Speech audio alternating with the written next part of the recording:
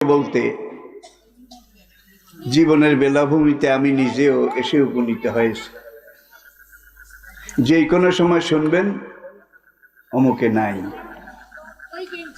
এটাই বাস্তবতা, এটাই জীবন।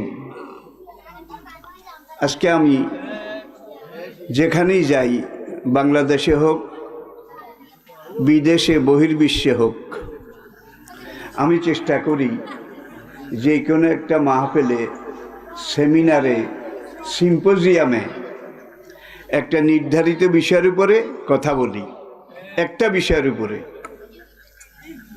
13 ক্ষেতের বেগুন একত্র করলে তরকারি স্বাদ হয় না, পাচন হয়, পাচন। এটা আমার জীবনের শুরু থেকে আমি আমল করে আসছি। যেহেতু এটা কোরআনের মাদ্রাসা,